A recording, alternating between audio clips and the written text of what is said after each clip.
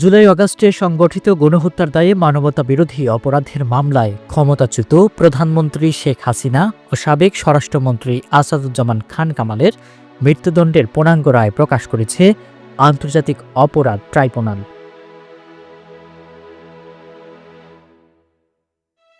বুধবার ২৬ নভেম্বর এ রায় প্রকাশ করা হয়। এরই মধ্যে মামলায় দণ্ডিত সাবেক আইজিপি চৌধুরী আব্দুল আল মামুনের আইনজীবী জায়েদ বিন আমজাদও পূর্ণ কপি পেয়েছেন।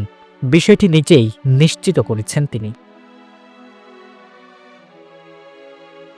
গত ১৭ নভেম্বর শেখ হাসিনা ও কামালকে আমৃত্যু কারাদণ্ডের পাশাপাশি ফাঁসিতে ঝুলিয়ে মৃত্যুদণ্ড দেন ট্রাইব্যুনাল ১। একই সঙ্গে তাদের সব সম্পত্তি বাজেয়াপ্তের নির্দেশ দেওয়া হয়। এছাড়া একই মামলায় ৫ বছরের সাজা পান চৌধুরী মামুন।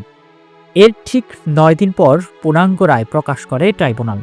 ফলে আগামী ৩০ দিনের মধ্যে শেখ হাসিনা ও কামালকে আপিল করতে হবে।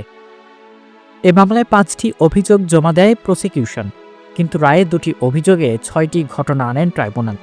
এর মধ্যে অভিযোগ ১-এ ৩টি ঘটনা আনা হয়। এর প্রথমটি ২০২৪ সালের ১৪ জুলাই গণভবনে সংবাদ সম্মেলনে আন্দোলনকারীদের রাজাকার বলে উস্কানিমূলক বক্তব্য দেওয়া হয়। দ্বিতীয়ত, ওই রাতে ঢাকা বিশ্ববিদ্যালয়ের ভিসি মাকসুদ কামালের সঙ্গে শেখ হাসিনার কথোপকথনে আন্দোলনকারীদের রাজাকার বলে ফাঁসি দেবেন বলে উস্কানি ও আদেশ। এছাড়া অপরাধ সংগঠনে আসামিরা নিজেদের অধীনস্থদের কোনোই বাধা দেননি। তৃতীয়ত, এরই ফলশ্রুতিতে রংপুরে আবু সাইদকে গুলি ছুড়ে হত্যা করে পুলিশ। এসব অপরাধে শেখ হাসিনা ও কামালের আমৃত্যু কারাদণ্ড দেন ট্রাইব্যুনাল।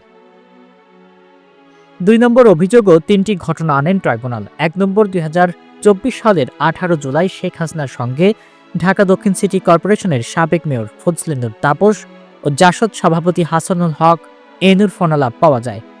এসব কথোপকথনে ড্রোনের মাধ্যমে আন্দোলনকারীদের অবস্থান নির্ণয়, ছাত্র জনতাকে হেলিকপ্টার ও মারণাস্ত্র ব্যবহার করে হত্যার নির্দেশ দিয়েছেন শেখ হাসিনা।